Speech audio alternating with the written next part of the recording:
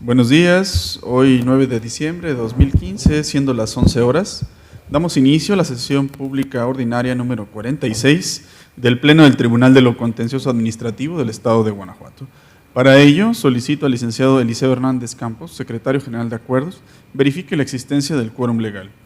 Gracias, magistrado presidente. Buenos días, magistrados. Hago constar que están presentes en este recinto el magistrado Vicente de Jesús Esqueda Méndez, quien es titular de la segunda sala. Así también nos acompaña el magistrado supernumerario Alejandro Santiago Rivera, quien cubre actualmente la cuarta sala, quienes con además su presencia, magistrado presidente, integran quórum suficiente para sesionar válidamente en términos del artículo 10 de nuestro reglamento interior del Tribunal de lo Contencioso Administrativo. Gracias, señor secretario. Verificado el quórum, se declara abierta la sesión y le solicito al secretario de cuenta del orden del día con los asuntos listados para ponencia. Gracias, magistrado. Procedo. Informo al Pleno que el orden del día propuesto para esta sesión se conforma por la lista de asistencia, la declaratoria de quórum legal, 12 ponencias cuyos índices de tocas, actores y autoridades demandadas están descritos en el mismo documento y por último asuntos generales. Orden del día que les fuera notificado oportunamente a los magistrados presentes. Gracias, secretario. Atendiendo al orden del día, pongo a su consideración el mismo. A su vez, solicito la dispensa de la lectura del acta de la sesión ordinaria anterior al haberle sido remitida junto con la convocatoria para esta sesión y en caso de no tener comentario alguno, solicito que la misma se apruebe. Quienes estén a favor de la propuesta, sírvanse manifestarlo. Aprobada por unanimidad. Continuando con el listado de ponencias para el desahogo de esta sesión, procedo a exponer las correspondientes a la primera sala. Como punto número 3 del orden del día fue listado el toca 654, diagonal 15, relativo al recurso de reclamación interpuesto por el autorizado del Tesorero Municipal de Guanajuato, parte demandada, en contra de la sentencia emitida el 27 de agosto de 2015 por la magistrada de la tercera sala en el proceso administrativo 1538, diagonal tercera sala, diagonal 14, por la que se determinó la nulidad del acto impugnado para el efecto de que se emita una nueva. Como antecedentes, podemos señalar que por medio de escrito de 27 de agosto de 2014, la accionante solicitó al tesorero municipal de esta ciudad capital le informara si existen instrucciones expresas para no recibirle el pago que le permita la venta en la vía pública. El 1 de septiembre del año 2014, el tesorero municipal de Guanajuato emitió contestación donde sostuvo que no era competente para aceptar el pago sin el soporte documental pertinente. Inconforme con la respuesta, el ciudadano afectado presentó demanda de nulidad ante este tribunal. El proceso, por razón de turno, fue remitido a la magistrada de la tercera sala de este tribunal, quien en la sentencia recurrida decretó la nulidad del acto impugnado para el efecto de que se emitiera una nueva, congruente con lo peticionado y debidamente fundada y motivada. Al no estar de acuerdo con la anterior determinación, la autoridad demandada interpuso el presente recurso de reclamación. Como primer agravio, el primer agravio es el que en donde se hace notar que no existe el oficio que cita el juzgador. A criterio de esta ponencia es infundado por lo siguiente. El 22 de octubre de 2014, el accionante demandó ante este tribunal la nulidad del oficio número TMG-932, diagonal 2014, emitido por la Tesorería Municipal de Guanajuato. En su contestación de la demanda, la autoridad acepta la existencia del oficio antes mencionado, de fecha 1 de septiembre de 2014, y defiende su legalidad. En el primer resultando y en los considerandos segundo y quinto de la sentencia recurrida, la ACU establece que el acto impugnado es el oficio TMG-932, diagonal 2014, de 1 de septiembre de 2014. Por ello, es irrelevante que en el mismo considerando quinto, en la página 8, la ACU haya referido al acto impugnado como aquel que ostenta el oficio con número diverso, en este caso 941. En este orden de ideas se concluye que cuando el ACU hace referencia al oficio distinto, está incurriendo en un error mecanográfico, dato que no trasciende al sentido de la sentencia, ya que es indudable, debido al resto de las actuaciones vertidas en el proceso, que se refiere sin duda al oficio TMG 932, diagonal 2014. El segundo agravio que esgrime el recurrente, donde arguye que no se tomó en cuenta lo vertido en la contestación de la demanda, a criterio de esta ponencia, es inoperante por lo siguiente. Este agravio es vago, impreciso y superficial. Quien recurre es omiso en explicar cuáles fueron esos argumentos que expresó en su contestación de la demanda, las pruebas esgrimidas que qué trascendencia hubieran tenido en la sentencia de haber sido valorados. En efecto, quien recurre se limita a señalar de manera genérica, vaga y superficial que el acuo se apartó de lo dispuesto por el artículo 299 del Código de Procedimiento y Justicia Administrativa para el Estado y los municipios de Guanajuato, sin realizar un señalamiento específico de tal circunstancia. Y, por ello, el agravio primero se estima inoperante por genérico y superficial. El agravio tercero, que esgrime el recurrente, donde expone que la parte demandante no tiene un permiso vigente, es inoperante, atentos a lo siguiente. La razón por la cual se decretó la nulidad del oficio impugnado es porque el mismo era incongruente con lo peticionado, por lo que el argumento que expone la parte recurrente, donde sostiene que el demandante carece de permiso vigente, no combate los fundamentos de la sentencia y por ello se considera inoperante. En virtud de lo anterior, a criterio de esta ponencia, lo procedente es confirmar la resolución dictada por la acuo. Señores magistrados, se pone a su consideración la resolución del TOCA 654, diagonal 15. Quien esté de acuerdo con el sentido que se propone, expréselo levantando la mano. Se aprueba por unanimidad.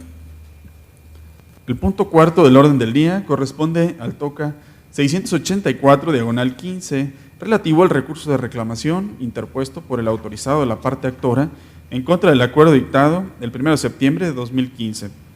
por la magistrada de la tercera sala en el proceso administrativo 193, diagonal tercera sala, diagonal 15, mediante el cual se determinó que no se admiten las pruebas supervenientes ofrecidas. Como antecedentes, podemos señalar que el acuo, en el acuerdo que se recurre, desechó diversas pruebas ofrecidas por la parte demandante. Inconforme con este desechamiento, el autorizado de la parte actora interpuso recurso de reclamación, arguyendo que debieron ser admitidas las pruebas ofrecidas. A juicio de este tribunal en pleno, el agravio que presenta la parte recurrente es infundado en virtud de las siguientes consideraciones. De los artículos 46, 54 y 261 del Código de Procedimiento y Justicia Administrativa para el Estado y los municipios de Guanajuato se desprende lo siguiente: que quien promueve debe ofrecer la totalidad de sus elementos de convicción en su escrito de demanda. Existe la posibilidad de ofrecer pruebas con posterioridad a la presentación de la demanda, siempre y cuando sean pruebas supervenientes y en tanto no se haya emitido resolución. La prueba superveniente es aquel elemento de convicción del que no se tenía conocimiento al momento de la presentación de la demanda o la que emana de los hechos posteriores a la presentación de la misma, como lo prevé el artículo 83, fracción 2 del Código de Procedimiento y Justicia Administrativa para el Estado y los municipios de Guanajuato. En este orden de ideas, cuando se ofrece una prueba superveniente, es necesario hacer mención en el escrito de ofrecimiento, bajo protesta de decir verdad, la circunstancia en virtud de la cual se estima que el elemento de convicción ofrecido es superveniente, a saber, si no se tenía conocimiento de la existencia de la misma o los hechos ocurrieron con posterioridad. A pesar de lo anterior, el oferente de la prueba se limitó en su escrito de ofrecimiento a ofrecer impresión de fotografías tomadas a los acuerdos de Ayuntamiento de León, Guanajuato, de fechas 13 de diciembre de 1999 y 14 de diciembre de 2000, sin exponer, bajo protesta de decir verdad, el razonamiento lógico-jurídico en virtud del cual desconocía el documento ofrecido como superveniente. Por lo tanto, se estima apegada a derecho la determinación de la acuo cuando concluyó que el ofrecimiento del documento había ocurrido ajeno a derecho, ya que no se desprendía del escrito de ofrecimiento las razones lógico-jurídicas bajo protesta de decir verdad que sostuvieran la superveniencia. La manifestación de la protesta de decir verdad de los hechos en que se apoya el ofrecimiento de la prueba superveniente, acorde a la fracción 2 del artículo 83 del Código de la Materia, debe ser expresa, ya que lo que persigue con ella es crear certeza sobre la seriedad del planteamiento, pues su expresión no constituye un mero formulismo sacramental, sino entraña una responsabilidad directa de quien la formula respecto de la falsedad en que puede incurrir. De ahí que esta declaración o fórmula no es un mero trámite, sino que implica el compromiso con la verdad del oferente de la prueba, quien asegura al juzgador que debido a circunstancias concretas no acompañó la documental al escrito de demanda y que por ende no debe ser desechada. El pronunciamiento de la CUO y el que aquí se plasma no contraviene los derechos humanos del demandante, ya que el derecho humano de acceso a la justicia no implica que deban acatarse las reglas procesales correspondientes, ya que estas reglas procesales per se son un derecho humano que otorga certidumbre jurídica a los ciudadanos, evidenciando ante ellos cuál es el camino a seguir para obtener justicia ante los tribunales. Por otra parte, la demandante ofreció como elemento de convicción resumen del texto que obra en las leyes de ingresos del municipio de los años 2000 a 2015. Sin embargo, en los procesos jurisdiccionales, procesos contenciosos administrativos, solo los hechos son materia de prueba y no el derecho, tal y como lo establece el artículo 53 del Código que nos rige. Finalmente, el resumen histórico de cobros que le fueron realizados a la demandante por concepto de agua potable desde el año 2000 no pueden tener el carácter de prueba superveniente, ya que los cobros le fueron realizados a la misma accionante y por ende no los desconocía, elemento esencial de la prueba superveniente. En esa tesitura, lo procedente a criterio de esta ponencia es confirmar el acuerdo recurrido. Señores magistrados, se pone a su consideración la resolución del TOCA 684/15. Si están ustedes de acuerdo con el sentido propuesto, exprésenlo levantando la mano. Se aprueba por unanimidad. Para el desahogo del punto quinto del orden del día, se concede el uso de la voz al magistrado Vicente de Jesús Esqueda Méndez. Gracias, señor presidente, compañero magistrado, señor secretario. El TOCA 337/14 es relativo al recurso de reclamación interpuesto por el actor en el proceso de origen en contra de la resolución pronunciada en el proceso administrativo 1029/2012 por el magistrado de la primera sala, mediante la cual se decretó el sobreseimiento de la resolución impugnada y en particular la resolución pronunciada con fecha 19 de noviembre de 2015 por el primer tribunal colegiado en materia administrativa del 16º Circuito en el amparo directo administrativo número 426/2015. En cumplimiento de la sentencia de amparo antes señalada, se deja insubsistente la sentencia reclamada. Asimismo, se reitera la revocación de la resolución recurrida, así como la nulidad total de la resolución impugnada en el proceso de origen y de los actos que le dieron origen, y el reconocimiento de derecho de que se entregue al actor la evaluación que reprobó y que en su expediente quede constancia de la ilegalidad del cese derivado de haber reprobado los exámenes de confianza determinados en la resolución pronunciada por este Pleno el 27 de mayo de 2014. Asimismo, en cumplimiento de la resolución que se cumplimenta, este tribunal procede a definir cuáles son los montos que debe percibir el particular como consecuencia del acto declarado nulo. Por lo que respecta a los haberes económicos consistentes en la indemnización constitucional equivalente a 3 meses de salario, la misma es procedente. Es así que el monto de la indemnización deberá ascender a 3 meses de salario diario, 90 días, ello con independencia de que en el precepto constitucional 123, apartado B, fracción 13ª, párrafo segundo de la Constitución Política de los Estados Unidos Mexicanos, en cita, aplicable a los miembros de las instituciones policiales, no se precisa su monto. Respecto del reconocimiento del derecho al pago de aguinaldo correspondiente al 2012, es de señalarse que da lugar a que se le pague la prestación por este concepto que no se le haya cubierto por el periodo comprendido del 1 de enero al 21 de septiembre de 2012. Asimismo, da lugar al reconocimiento de derecho de la entrega de la constancia relativa a la prestación de los servicios de dicha corporación como consecuencia de la nulidad decretada en el considerando tercero. Por otra parte, tocante al derecho económico que el actor denomina salarios caídos equiparables a sus remuneraciones diarias ordinarias, es de señalarse que en este momento no ha lugar al mismo, ya que cuando con motivo de la terminación de la relación administrativa al ente público le cubrió la indemnización constitucional, se entiende satisfecha la pretensión resarcitoria, dado que la aceptación del pago respectivo tiene como consecuencia la terminación definitiva de esa relación jurídica. Por ende, en ese supuesto, no procede el pago de las percepciones ordinarias dejadas de percibir, ni de la prima vacacional, aguinaldo, apoyo de despensa o cualquier otra prestación con posterioridad a la separación, cese, remoción o baja injustificada. En este contexto, tenemos que el secretario de Seguridad Pública y presidente del Consejo de Honor y Justicia de las instituciones policiales de la Secretaría de Seguridad Pública presentó escrito en fecha 22 de noviembre de 2013, en el cual señaló que en atención a que quedó firme la resolución del recurso de inconformidad RI/01/2010, en el cual se confirmó la resolución recaída al procedimiento disciplinario PD-011/2005, se liberó el finiquito del actor y solo quedó pendiente que el actor se presentara a la Dirección General de Personal de la Secretaría de Seguridad Pública a pactar su entrega. En relación a lo anterior, en los agravios cuarto y noveno,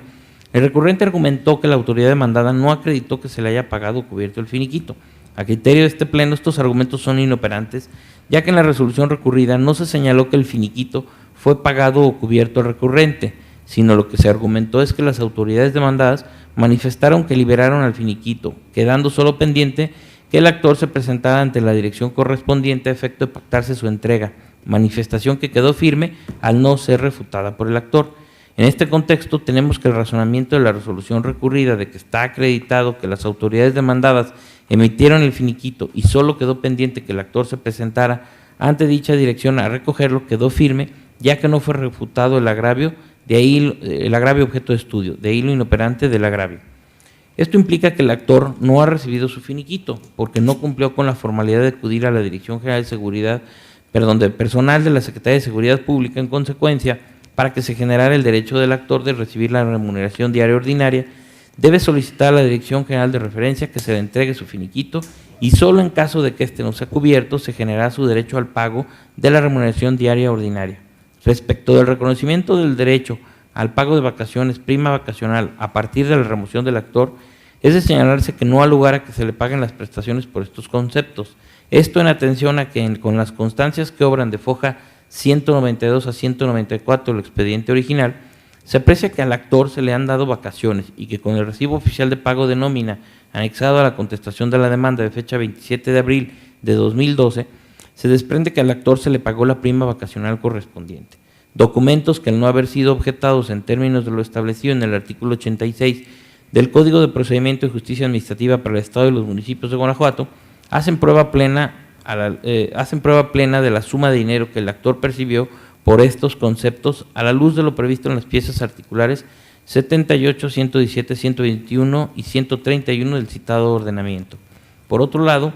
no ha lugar a la indemnización correspondiente a 12 días por cada año de servicios prestados, prima de antigüedad, ya que esta prestación no está contemplada formalmente en el artículo 123, apartado E, fracción 13ª, de la Constitución Política de los Estados Unidos Mexicanos. Tampoco en la legislación local se contempla como una prestación a la que tienen derecho la generalidad de los trabajadores al servicio del Estado de Guanajuato, sino que es un beneficio previsto para una determinada categoría de servidores públicos, dentro de la cual no entran los integrantes de los cuerpos de seguridad pública. Asimismo, no ha lugar al pago de horas extras laboradas y no pagadas, el pago de la prima dominical de todos los años laborados, el pago de los séptimos días laborados desde su ingreso a la fecha de despido, el pago de los días de descanso obligatorio, toda vez que no obren autos algún medio probatorio de los enunciados en el artículo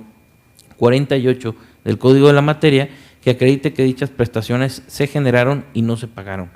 Respecto al reconocimiento del derecho consignado en el inciso K, consistente en la exhibición para que se nos entreguen los comprobantes expedidos por la institución de crédito, es de señalarse que no es atendible, ya que no se detalla materialmente en qué consiste esta prestación ni el marco legal en que se apoya.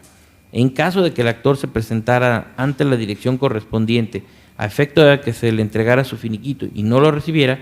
es entonces cuando se actualizará el reconocimiento del derecho para que el actor reciba la prestación denominada salarios caídos equiparables a su remuneración diaria ordinaria y deberán cubrirse desde la fecha en que se le removió o cesó ilegalmente del cargo que venía desempeñando. Esto es, desde el día 27 de abril de 2012, toda vez que esta fecha es la que en el recibo oficial de pago de nómina correspondiente al periodo 08/2012, visible a foja 178 del expediente de origen, el cual ampara el último sueldo que recibió el actor, según las constancias que obran en autos en términos del artículo 298 del Código de la Materia, correspondiendo entonces el pago de salarios caídos de la siguiente manera: los relativos al año 2012, de acuerdo al factor de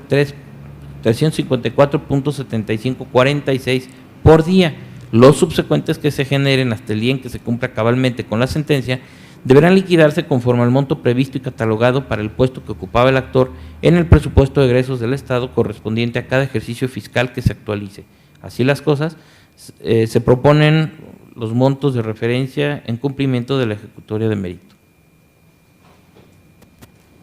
Señores magistrados, ha sido expuesta la resolución del TOCA 337, diagonal 14. Si están ustedes de acuerdo con el sentido que se propone, exprésenlo levantando la mano.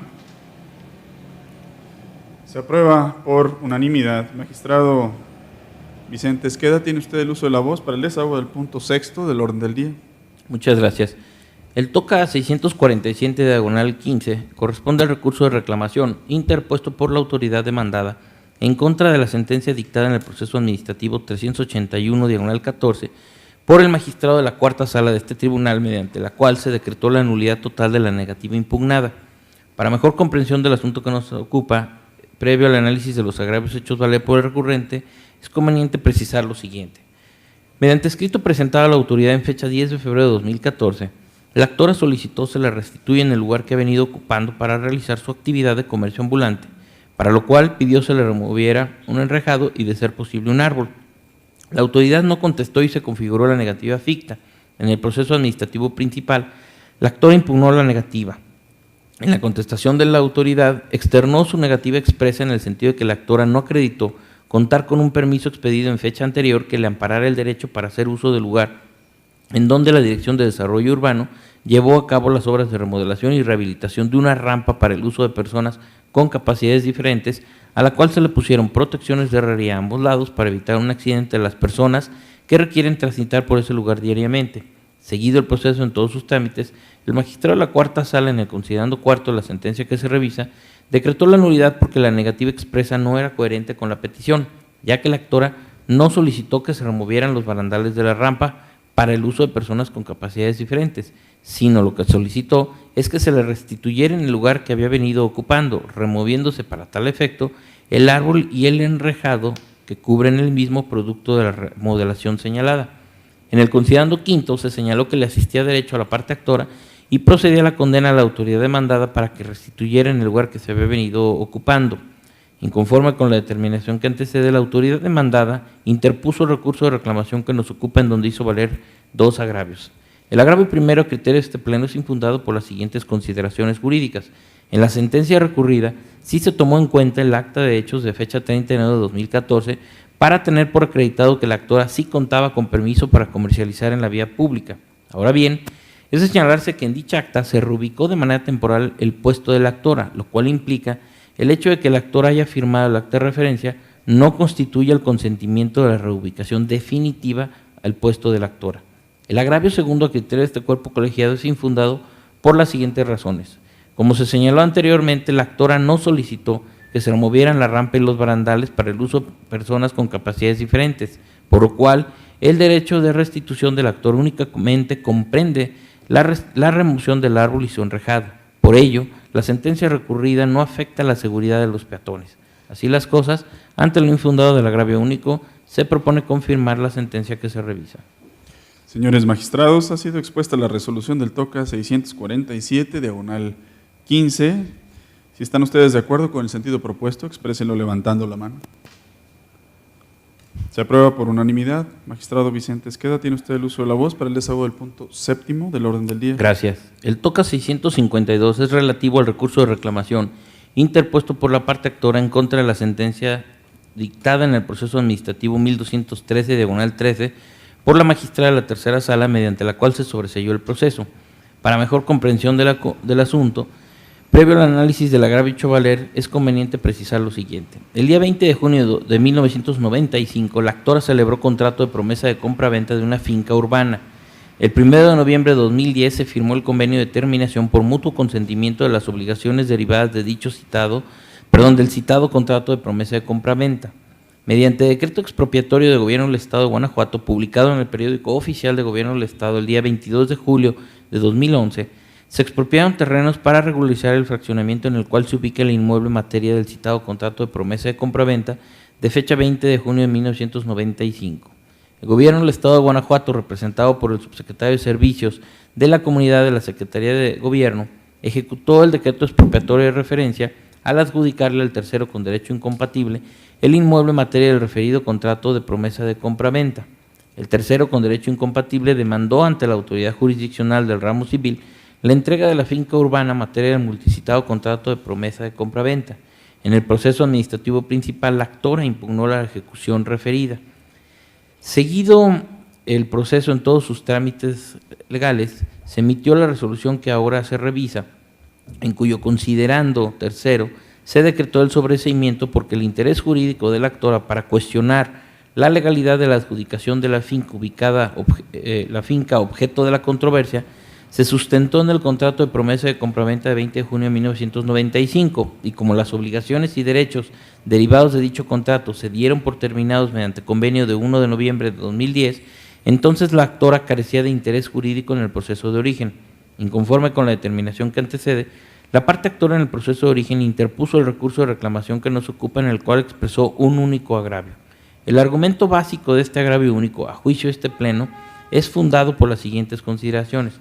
En la demanda presentada ante la autoridad jurisdiccional del ramo civil, el tercero con derecho incompatible reconoció el carácter de poseedora de la actora de la finca urbana en controversia. Lo anterior constituye una confesión y tiene valor probatorio pleno en términos del artículo 119 del Código de Procedimiento y Justicia Administrativa para el Estado de los Municipios de Guanajuato. Esta confesión está robustecida por los talones de pago de la Comisión Federal de Electricidad y del Sistema Municipal de Agua Potable, adjuntados por la actora, de los cuales se desprende que la actora es la titular de las cuentas de luz y agua de la finca urbana de Mérito, desde el 30 de mayo de 2002 hasta el 24 de febrero de 2014. Asimismo, está robustecida la confesión del tercero con la inspeccional, en la cual se señaló que la actora con su familia habitaban la finca de referencia. Esto además concatenado con el decreto expropiatorio de Gobierno del Estado de Guanajuato, publicado en el Periódico Oficial de Gobierno del Estado el día 22 de julio de 2011, en cuyo resultando segundo se consignó que la expropiación se realizó a favor de los colonos poseedores. En este contexto, la ejecución del decreto expropiatorio impugnado en el proceso de origen transgrede el derecho de posesión de la actora establecido en el propio decreto expropiatorio, de lo cual deriva su interés jurídico. Así las cosas, ante lo fundado de este agravio, se propone revocar la resolución que ahora se revisa. En virtud de que el Código de Procedimiento y Justicia Administrativa para el Estado de los Municipios de Guanajuato no contempla la figura del reenvío en caso de que se revoque una resolución impugnada, este tribunal se abocará al estudio de los conceptos de impugnación hechos valer por el actor en su demanda. La actora expresó en un único concepto de impugnación, en el cual consiste en lo siguiente: que era obligación del subsecretario de Servicios a la Comunidad de la Secretaría de Gobierno, aquí demandado, expedir la adjudicación en propiedad a favor de todos aquellos que acreditaran ser los poseedores de los lotes que conforman el predio expropiado mediante la declaratoria de referencia, lo cual en el caso particular no ocurrió. A juicio de este tribunal en pleno, es fundado este concepto de impugnación por las siguientes razones. El carácter de poseedora de la actora de la finca urbana objeto de la controversia quedó acreditada en los términos anteriormente señalados. Además, en el escrito de apersonamiento y en la contestación, el tercero con derecho incompatible y la autoridad respectivamente no señalaron con qué medio probatorio quedó acreditado el carácter del poseedor de tercero. Asimismo, no obra en autos ningún elemento probatorio de los enunciados en el artículo 48 del Código de la Materia que acredite que el tercero es el poseedor de la finca urbana objeto de la controversia. En consecuencia, se propone decretar la nulidad total de la ejecución impugnada en el proceso de origen. Finalmente, la actora también ejerció la acción de reconocimiento de un derecho. Al respecto, es de señalarse que conforme a los artículos 2, 82 de la Constitución Política para el Estado de Guanajuato, 1, 2, 3 y 20 de la Ley Orgánica del Tribunal de lo Contencioso Administrativo del Estado de Guanajuato, así como primero fracción segunda 249 y 250 del Código de Procedimiento y Justicia Administrativa para el Estado de los Municipios de Guanajuato, este tribunal carece de competencia para cancelar las escrituras públicas. Por ello, únicamente da lugar a reconocer el derecho de la actora de que la autoridad tramite la cancelación de la escritura pública en la cual se adjudicó al tercero la finca urbana de Mérito, cubriendo todos los gastos que haya erogado el tercero con motivo de la emisión de la escritura de referencia, y a reconocer a la actora como poseedora de la finca ubicada de Mérito, así como que a ésta le pueda ser adjudicada. En estos términos, se propone el reconocimiento del derecho de la actora. Señores magistrados, ha sido expuesta la resolución del TOCA 652, diagonal 15. Si están ustedes de acuerdo con el sentido propuesto, exprésenlo levantando la mano. Se aprueba por unanimidad. A continuación, y para la exposición de las ponencias listadas como 8, 9, 10 y 11 del orden del día, se concede el uso de la voz al magistrado Vicente de Jesús Esqueda Méndez, a fin de que exponga estas ponencias que correspondían originalmente a la tercera sala y que por acuerdo tomado en la sesión ordinaria número 44 de 25 de noviembre de 2015, el magistrado de la segunda sala, Vicente de Jesús Esqueda Méndez, está haciendo una sustitución de las fechas 9 al 18 de diciembre. Así que, magistrado, tiene usted el uso de la voz para el desahogo del punto octavo, para empezar. Gracias, señor presidente. El TOCA 369 corresponde al recurso de reclamación interpuesto por la parte demandada en contra de la sentencia dictada por el magistrado de la primera sala dentro del proceso administrativo 534/14. Para mayor claridad del problema jurídico planteado, es pertinente referir que el acto impugnado en el proceso de origen consistió en la destitución verbal del cargo que el actor ocupaba dentro de una institución policial en el municipio de Tarimoro y que en la sentencia respectiva la primera sala decretó la nulidad total de ese acto, reconoció algunos de los derechos solicitados y condenó a la parte demandada al pleno restablecimiento de esas prerrogativas. Inconforme con la anterior determinación, la parte demandada interpuso el recurso de reclamación que nos ocupa. Los argumentos del primer agravio son infundados por las siguientes razones. De acuerdo a la distribución de las cargas probatorias en el proceso administrativo, previstas en el artículo 51 del Código de Procedimiento y Justicia Administrativa para el Estado de los Municipios de Guanajuato, únicamente corresponde la carga de probar al que niega cuando la negación envuelve la afirmación expresa de un hecho, cuando desconozca la presunción legal que tenga a su favor el colitigante y cuando se desconozca la capacidad, es decir, la carga de la prueba en el proceso administrativo incumbe a quien de una afirmación propia pretenda derivar consecuencias favorables. En el caso, el actor narró en su escrito de demanda la fecha en que ingresó a la institución, el primer nombramiento que se le otorgó, así como el último cargo que desempeñó y la remuneración diaria ordinaria que percibía. Asimismo, manifestó que el 20 de marzo de 2014 el director del Programa de Seguridad Pública de Tarimoro le comunicó que por órdenes del presidente municipal, a partir de ese momento estaba destituido del cargo que ostentaba. Al contestar la demanda, las autoridades reconocieron la fecha en que el actor dijo haber ingresado a la corporación, el cargo desempeñado y controvirtieron el importe de la remuneración que percibía. Además, sostuvieron que el acto impugnado era inexistente, pues negaron lisa y llanamente haber ordenado y ejecutado respectivamente la baja alegada. Luego, ante la negativa de la existencia del acto por parte de las autoridades demandadas, correspondía al promovente demostrar que fue destituido verbalmente. Sin embargo, las propias autoridades demandadas relevaron al actor de esa carga probatoria. En efecto,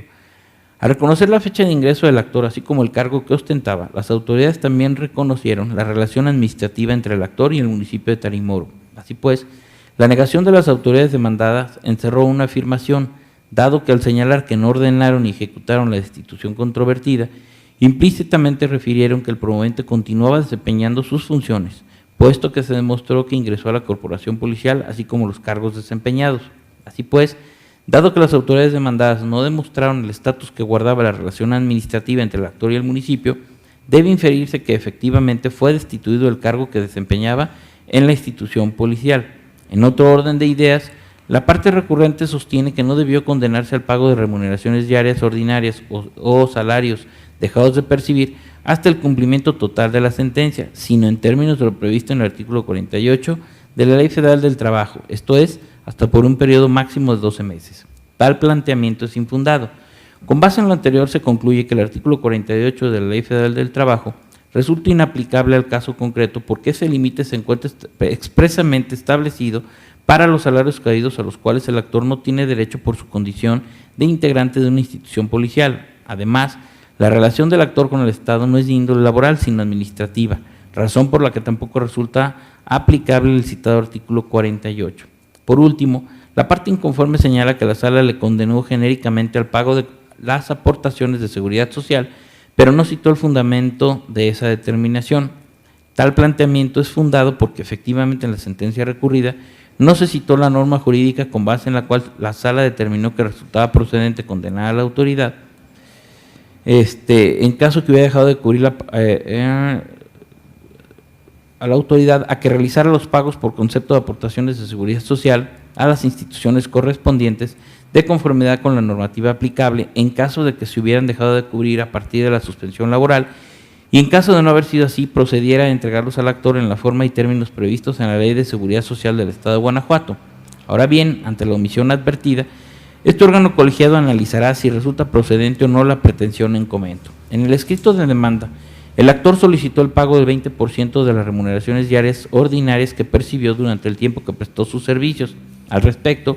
este órgano colegiado determina que no resulta procedente lo solicitado por el actor en el proceso de origen, pues de acuerdo a los artículos 7, 19 y 22, fracción segunda de la Ley de Seguridad Social del Estado de Guanajuato, el derecho de los trabajadores municipales incorporados al régimen de seguridad social a cargo del Instituto de Seguridad Social del Estado de Guanajuato a retirar las cuotas que el ayuntamiento respectivo entere al instituto cuando causen baja, es decir, la prerrogativa en cuestión está condicionada a la existencia de un convenio de incorporación celebrado entre el municipio y el instituto. Luego, como en el caso no existe constancia alguna en el sumario que evidencie la existencia del convenio de incorporación al régimen de seguridad social, entonces no es jurídicamente factible reconocer el derecho solicitado y, en consecuencia, imponer alguna condena a la parte demandada. Así las cosas, en el proyecto que se presenta, se propone modificar la sentencia recurrida únicamente para efecto de no reconocer al actor el derecho al pago del 20% de las remuneraciones diarias ordinarias que percibió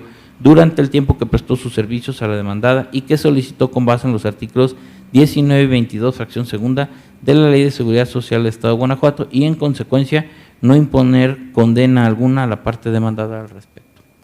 Señores magistrados, se somete a votación la resolución del TOCA 369/15 que ha sido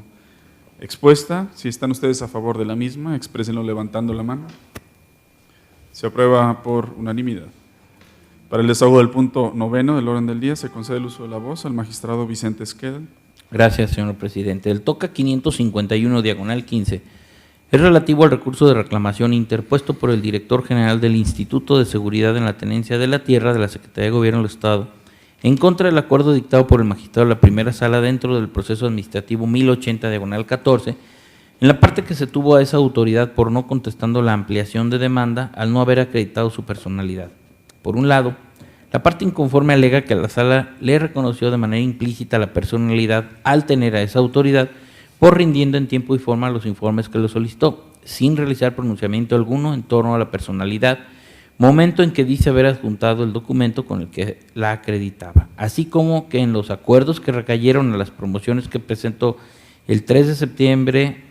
de 2014, 3 y 10 de junio de 2015, en los cuales tampoco se hizo mención alguna. Además, señala que en los artículos 46, párrafo segundo, 88, 253, 281, fracción segunda y 285 del Código de Procedimiento y Justicia Administrativa para el Estado de los Municipios de Guanajuato, que invocó la sala en el acuerdo recurrido, son inaplicables al caso concreto porque no justifican que la sala haya revocado la determinación que asumió en los acuerdos recaídos a las promociones antes mencionadas. El planteamiento anterior es inoperante porque parte de premisas incorrectas, como enseguida se analizará. De las constancias del proceso de origen, se advierte que la sala no solicitó a la autoridad algún informe. Lo que se aprecia es que en el auto mediante el cual se admitió a trámite de la demanda, la sala admitió la prueba de informes ofrecida por el actor a cargo de la Secretaría de Gobierno del Estado, razón por la cual solicitó únicamente a esa autoridad que rindiera un informe en los términos indicados. También es inexacto que la autoridad inconforme haya aportado al proceso de origen el nombramiento que acreditara su personalidad, ya que no obra en el expediente respectivo. Lo que hizo fue adjuntar al escrito mediante el cual interpuso el presente recurso de reclamación. En cuanto a las promociones presentadas el 3 y 10 de julio de 2015, a tales ocursos se cayó el acuerdo recurrido en el que la sala determinó que no resultaba procedente acordar de conformidad a lo solicitado por el director general en los citados escritos, en virtud de no haber adjuntado el documento que acreditara su personalidad. Así pues, como el argumento esgrimido por la autoridad inconforme está construido a partir de premisas que no resultaron ciertas, es inconcluso que su estudio sería impráctico, de aquí que se califique como inoperante. Además, la parte recurrente alega que la sala también le reconoció implícitamente la personalidad en el acuerdo mediante el cual la tuvo por no contestando la demanda, ya que en dicho proveído omitió pronunciarse al respecto. Asimismo, sostiene que como autoridad no está obligada a acreditar su personalidad, ya que esta emana de la ley, la cual no es objeto de prueba. Señala que las autoridades jurisdiccionales solo deben examinar si entre las facultades otorgadas a un funcionario público se encuentra la de defenderse en juicio y que pueden conocer dentro de su jurisdicción a las autoridades que fungen como representantes de las instituciones y constatar los nombramientos respectivos en caso de que existiera alguna disconformidad. De ahí que mientras no exista duda sobre su personalidad, no es necesaria su comprobación. Son infundados los argumentos anteriores, puesto que la personalidad consiste en la facultad procesal de una persona para comparecer a juicio por encontrarse en pleno ejercicio de sus derechos. Esto, pues, es un presupuesto sin el cual la relación jurídica procesal no se integra válidamente. Por ello, el artículo 281, fracción segunda del Código de la Materia, impone a las autoridades demandadas en el proceso administrativo la obligación de acreditar su personalidad acompañando a su primer escrito, esto es, a la contestación de la demanda, el documento respectivo. Luego, si por disposición de lo previsto en el artículo 281, fracción segunda, las autoridades demandadas deben probar su personalidad, entonces no es factible considerar que la personalidad puede reconocerse tácitamente, sino que debe existir un pronunciamiento expreso de la autoridad jurisdiccional. Sobre tales premisas, resulta evidente que el hecho de que la sala no se haya pronunciado en torno a la personalidad de la autoridad en el acuerdo mediante el cual la tuvo por no contestando la demanda, no significó el reconocimiento implícito de ese presupuesto procesal, ya que se insiste para ello en el necesario un pronunciamiento expreso. Finalmente, la parte recurrente argumenta que la sala debió pronunciarse sobre su personalidad desde su primera actuación, a fin de que estuviera en posibilidad de subsanar tal omisión y no hasta que transcurriera una serie de promociones y sus respectivos acuerdos. Este último alegato, aunque resulta sustancialmente fundado, porque en términos del artículo 281, último párrafo, en relación con el artículo 267, ambos del citado código, la sala efectivamente debió requerir a la autoridad para que subsanara la omisión de exhibir el documento que acreditara su personalidad. Sin embargo, a pesar de lo fundado del argumento, deviene inoperante, pues resulta insuficiente para modificar la decisión asumida por la primera sala en el acuerdo recurrido, como enseguida se expondrá. El actor promovió el proceso de origen en contra del acto contenido en un oficio emitido por el director general del Instituto de Seguridad en la tenencia de la tierra, así como de la resolución negativa ficta que recayó al escrito que dirigió al gobernador del estado. En el acuerdo mediante el cual se admitió la demanda, la primera sala ordenó emplazar como autoridades demandadas al citado director, así como al secretario de gobierno, al gobernador del estado, así como al secretario de gobierno, también señalado como autoridad demandada por el actor.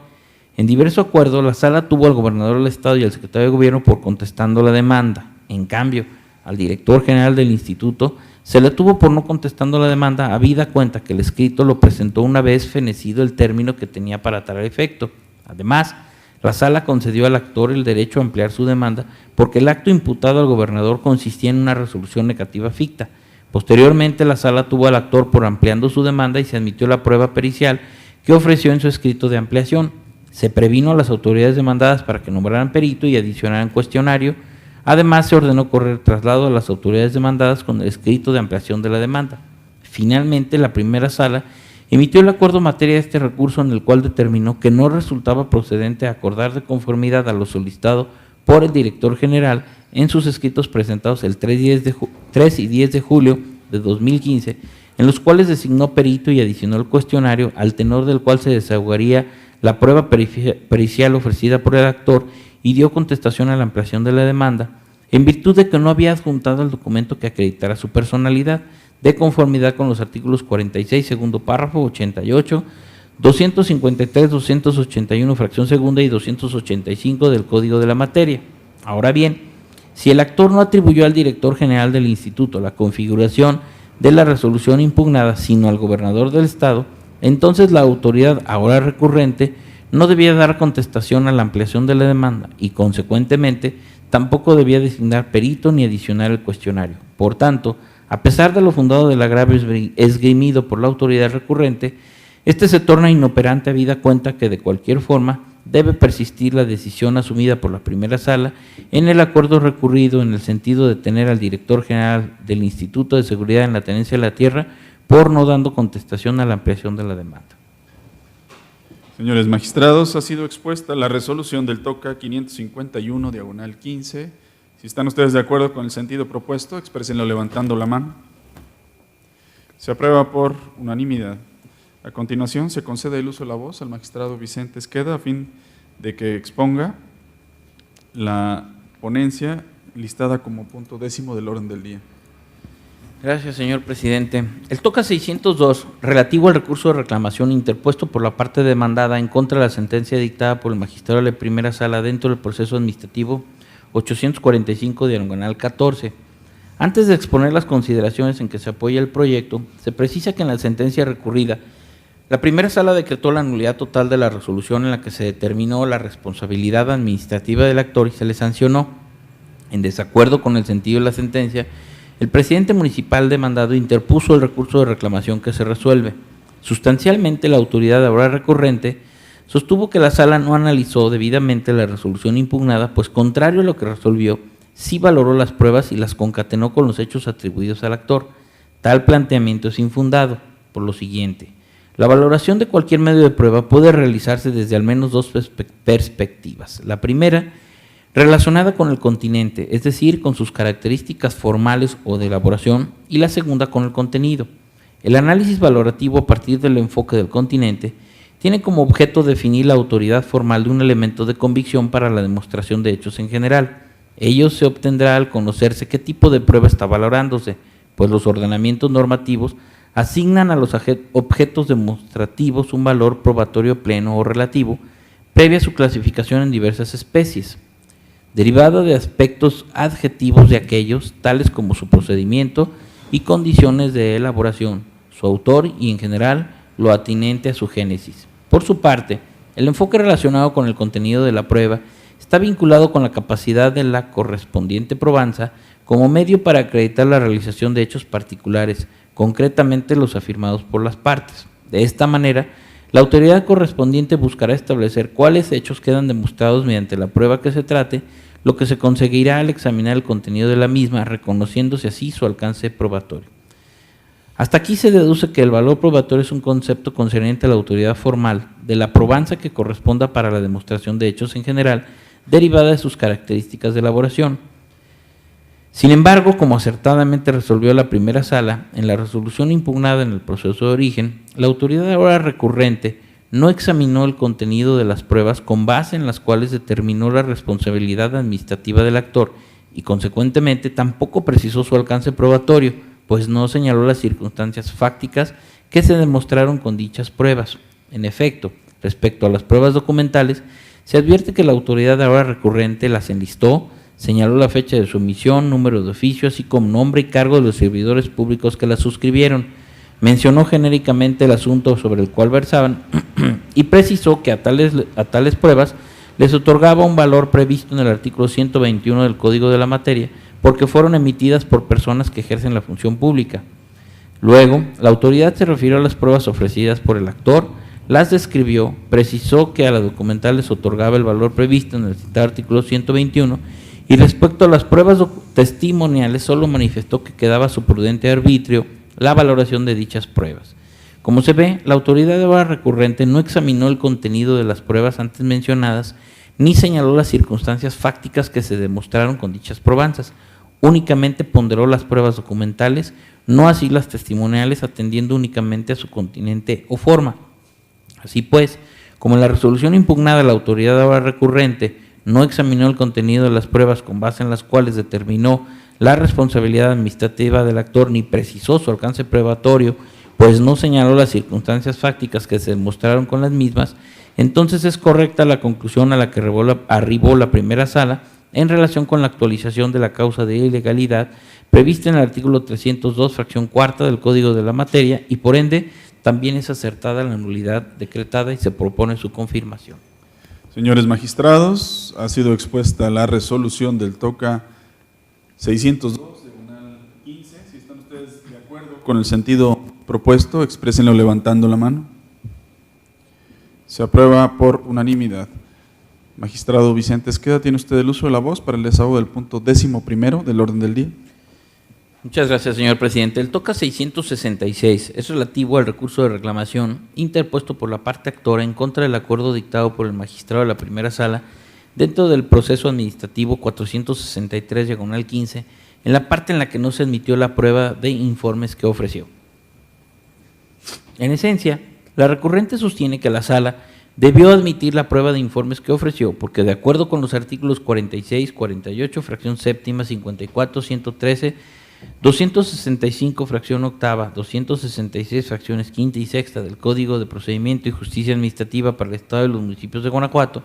la prueba documental y la pericial son las únicas que deben ofrecerse desde la demanda, de modo que por exclusión, las pruebas de informes puede ofrecerse en cualquier momento siempre que no se haya dictado sentencia. Además, refiere que al no existir una disposición normativa que expresamente señale el momento en el que debe ofertarse la prueba de informe, lo procedente es que se admita la prueba que ofreció, atendiendo al principio de mayor beneficio. Resulta infundado el argumento de la parte inconforme, ya que conforme al artículo 265, fracción octava del Código de la Materia, el escrito de demanda expresará las pruebas que se ofrezcan, lo que significa que ese es el momento procesal oportuno para que el actor ofrezca al proceso las pruebas que sustenten sus pretensiones. Luego, como el citado precepto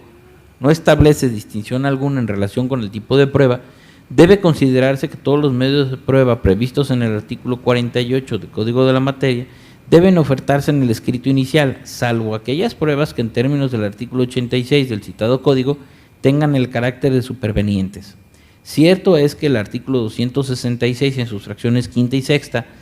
establece que a la demanda deberán acompañarse las pruebas documentales y el cuestionario para los peritos. Sin embargo, ello no significa que solo esas pruebas deban ofrecerse en el escrito de demanda, pues ese precepto versa sobre los documentos que deben adjuntarse a la demanda, no así al ofrecimiento de las pruebas. Así pues, contrariamente a lo manifestado por el recurrente, sí existe un precepto normativo que de manera expresa establece que el actor deberá ofrecer sus pruebas sin distinción alguna respecto al tipo de prueba en su escrito inicial. Sobre tales premisas, es inconcluso que, como en el proceso de origen, la hora recurrente ofreció la prueba de informes con posterioridad a la presentación de su demanda, resulta acertada la decisión de la sala de no admitir dicha prueba. De ahí que en el presente proyecto se propone confirmar el acuerdo recurrido. Señores magistrados, ha sido expuesta la resolución del TOCA 666/15. Si están ustedes de acuerdo con el sentido propuesto, exprésenlo levantando la mano. Se aprueba por unanimidad. Para el desahogo del punto 12º del orden del día, se concede el uso de la voz al magistrado Alejandro Santiago Rivera. Muchas gracias, presidente. Señores magistrados, pongo a su consideración el proyecto de resolución en el TOCA 575/2014, que es relativo al recurso de reclamación interpuesto por el autorizado de la parte actora dentro del proceso administrativo número 1238/2014, en contra del auto del 3 de septiembre de 2014 dictado por la magistrada de la tercera sala de este tribunal. El actor del proceso administrativo principal acudió a demandar ante este tribunal la nulidad de la resolución emitida por el Contralor General de la Universidad de Guanajuato en el procedimiento de responsabilidad administrativa que le fue instaurado. Respecto de dicho acto impugnado, la magistrada de la tercera sala, en el auto que se revisa, declaró la incompetencia de este tribunal para conocer del acto impugnado, en virtud de que fue emitido por la Contraloría General de la Universidad de Guanajuato, siendo que esta última no pertenece a la administración pública del Estado. Los agravios formulados se estiman fundados y suficientes para revocar el acuerdo recurrido.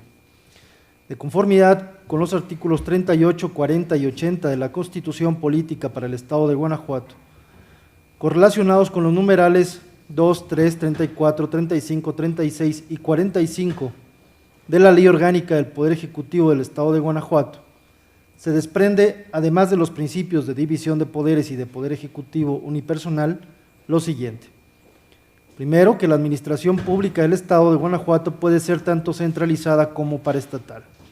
Segundo, que en nuestro Estado opera el principio de reserva de ley en lo que se refiere a la creación de los organismos públicos descentralizados, pues está establecido que el Poder Legislativo podrá crear este tipo de organismos con la posibilidad de otorgarles autonomía, de suerte que se rijan por sus propias leyes. lo que a su vez determina que no necesariamente estarán subordinados al titular del Poder Ejecutivo en una relación jerárquica, sino únicamente de manera mediata e indirecta por integrar parte de la administración pública paraestatal y no de la centralizada. Por otro lado, al haber sido la Universidad de Guanajuato creada por el Poder Legislativo del Estado como un organismo público autónomo con personalidad jurídica y patrimonio propios y tener por objeto la prestación de un servicio público como lo es la educación, es un concurso que se trata de un organismo descentralizado. Por consiguiente, en términos del artículo 3 de la Ley Orgánica del Poder Ejecutivo para el Estado de Guanajuato, se constituye en una entidad paraestatal y por ello se concluye, forma parte de la administración pública estatal, contrario a lo que se sostiene en el acuerdo recurrido. Luego, si en la especie,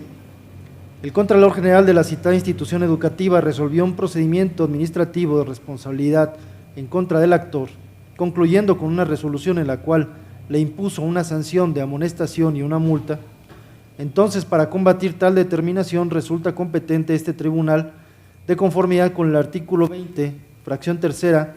de la ley orgánica de este órgano jurisdiccional. Por todo lo anterior, la consulta propone revocar el acuerdo recurrido para el efecto de que la sala quo, atendiendo lo aquí expuesto y de no advertir la actualización de alguna otra causal de improcedencia, admita a trámite la demanda del actor. Magistrados, ha sido expuesta la resolución del TOCA 575, diagonal 14, ahora se somete a votación. Si están ustedes de acuerdo con el sentido propuesto, exprésenlo levantando la mano. Se aprueba por unanimidad.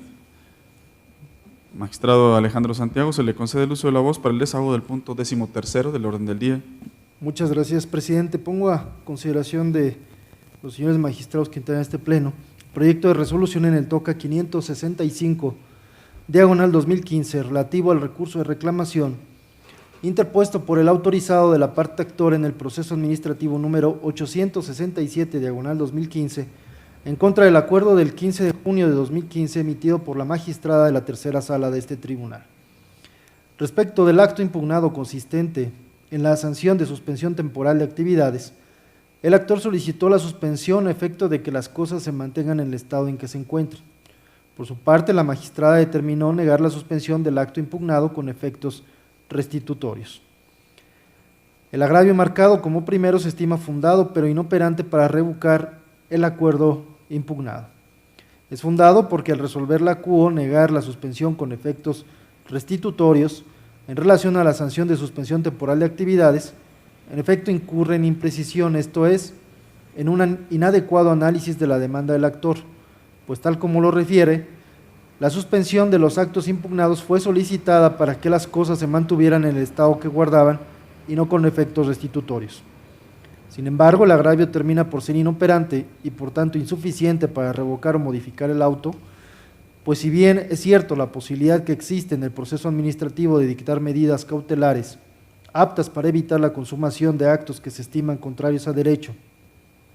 constituye una de las manifestaciones del derecho a la tutela judicial efectiva, garantizado en el artículo 17 de la Constitución Federal, toda vez que tales medidas tienden a evitar que la afectación en la esfera jurídica del particular resulte irreparable.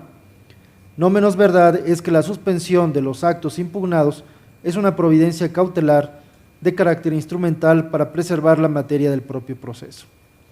De acuerdo con esa finalidad, el examen de la procedencia de la suspensión debe partir del análisis de la naturaleza del acto o actos impugnados para arribar a la conclusión de si pueden ser o no paralizados. En ese sentido, si de acuerdo con la doctrina y la jurisprudencia, la sanción de clausura, suspensión temporal de actividades, es un acto de ejecución instantánea, aun cuando su consumación dura el tiempo que tarda clausurado el establecimiento, en consecuencia no es posible conceder la medida suspensional en contra de un acto de tal naturaleza.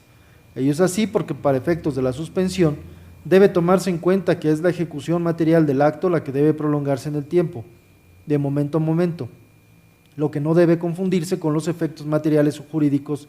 de la ejecución de un acto, que aunque instantáneos se prolonguen en el tiempo. Por tanto, si en la orden de clausura temporal de un establecimiento su ejecución es inmediata porque se realiza mediante el cierre del local o del establecimiento, Entonces, en la ejecución de la clausura, el acto se habrá consumado y, por ende, ya no será susceptible de ser suspendido, porque lo único que se prolonga en el tiempo son los efectos jurídicos de esa clausura. En ese orden de ideas, el hecho de que en el caso que nos ocupa se haya impuesto al actor a través de la resolución impugnada la sanción de clausura temporal de su tenería y al momento de la presentación de la demanda ya estuviera ejecutada dicha sanción, entonces no es posible jurídicamente conceder la medida suspensional para que se mantuvieran las cosas en el estado en que se encontraban. Pues si bien es verdad que mantener el estado de clausura temporal puede ocasionar graves perjuicios al actor, también lo es que se trata de un acto consumado. De ahí lo inoperante del agravio que nos ocupa. Finalmente, el agravio marcado como segundo se considera igualmente inoperante, en la medida en que el recurrente no vierte razonamiento alguno en contra de los argumentos empleados por el acuo para negar la suspensión, sino que únicamente se limita a hacer simples aseveraciones y manifestaciones particulares, pero sin demostrar que el acuerdo que ahora se revisa se haya apartado de la legalidad.